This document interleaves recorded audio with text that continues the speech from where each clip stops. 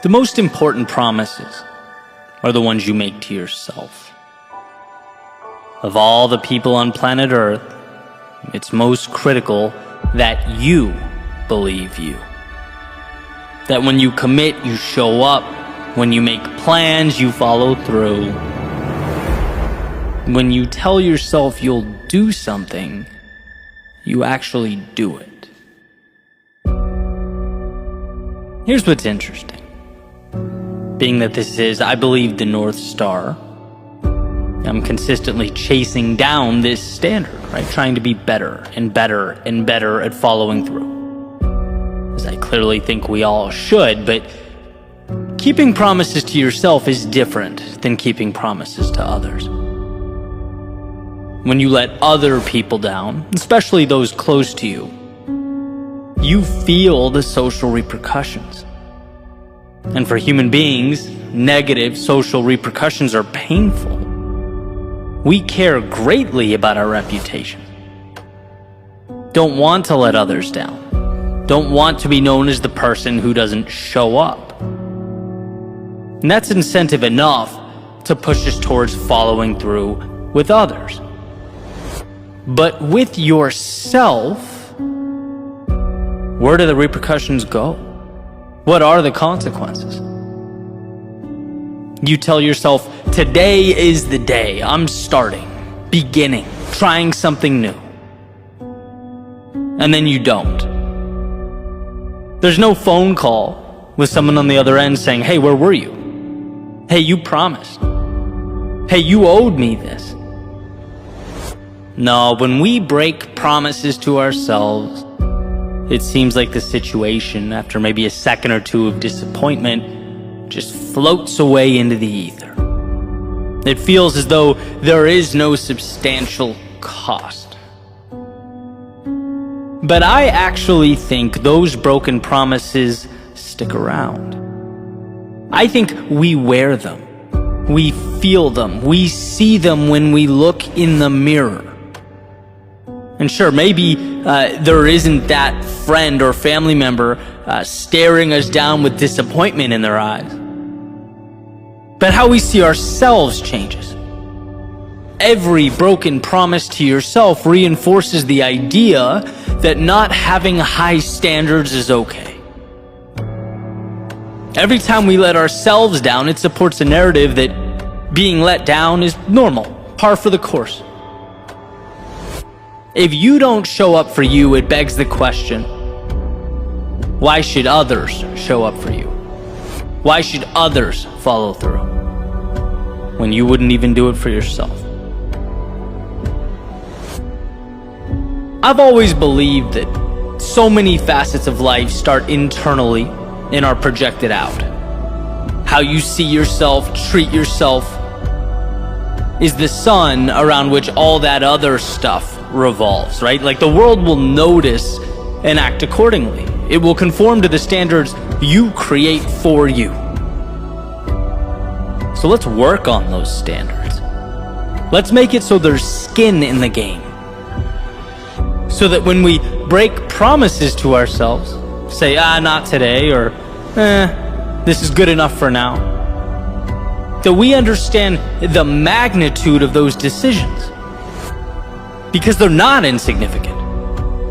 They're crucial. And sometimes we have to highlight the consequences of what we don't do. Sometimes we have to make ourselves truly feel the opportunities we let slip away. As though we did actually hold them in the palms of our hands. There is a price to letting yourself down, and perhaps there's power in quantifying it. There's an idea that, life isn't really you versus anyone or anything else. It's you versus you. And just like you would never let a stranger talk down to you or tear you apart, why would it be okay for you to talk that way to yourself?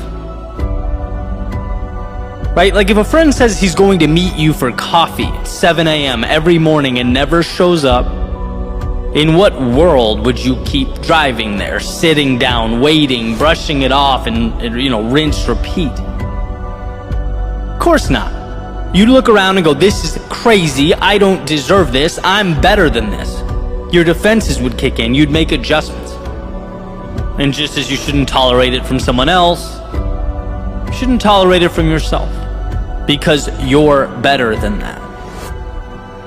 Growth is a game of 1, identifying what's important, 2, creating small steps that move you in that direction, and 3, following through on those steps. Right? That's the formula. Being there for yourself when you fall. Hey, get back up, right? Falling is an indicator of progress, courage, and strength. Being there for yourself when you don't want to. Hey, I know you're tired. I know this doesn't seem fun right now, but you committed, and think about how good it's going to feel when you're done. Being there for yourself when you know there's more in you, but that voice in your head is tempting you to pack it all in or call it a day. Hey, it doesn't matter what that voice in your head says. There is no negotiating. You already made up your mind. See, there's power in simplicity. Find a target, aim, shoot. And although life is turbulent, there are certainly highs and lows. We are at our best when we decide what's important, initiate the journey, and show up. When I set the alarm clock, it can't be about rationalizing sleep. That beeping can't be about X many hours. No, it merely signifies a promise. It cries out, hey, remember what you said right before you closed your eyes last night? Well, time to bring that to life. So sure, that means be careful of the promises you make to yourself. Don't take them lightly. But once they are etched into the universe, they must be law. And I'm not talking about failure to adapt or try things. I'm not talking about being stubborn. I'm talking about the initial follow-through that precedes all that. Will we do what we said we would do? And I'm not emphasizing, making this the standard because life should be some perpetual boot camp. But rather because discipline is freedom. Because when we go to bed at night knowing we set goals and meet them, we see ourselves as winners. People follow through on who they believe themselves to be. It's an endless feedback loop. You see yourself as a winner, you carry yourself as a winner. You carry yourself as a winner, and other people see it. They treat you as such, and around it goes. So when you feel like skipping or procrastinating or quitting on yourself, remember that it's not just that immediate moment at stake. It's not a little thing. It's one brushstroke on the mural that is your current reality. It becomes you. And again, you wouldn't let other people talk down to you. So stop doing it to yourself. You wouldn't allow being stood up by others. So stop doing that to yourself. Become the king or queen of your own empire. Rule over yourself like it all matters, because it does. To keep the promises you make to yourself is playing offense. It's essentially building a bridge to the outside world so that you may go shape it, as opposed to merely putting up your hands and living at life's mercy.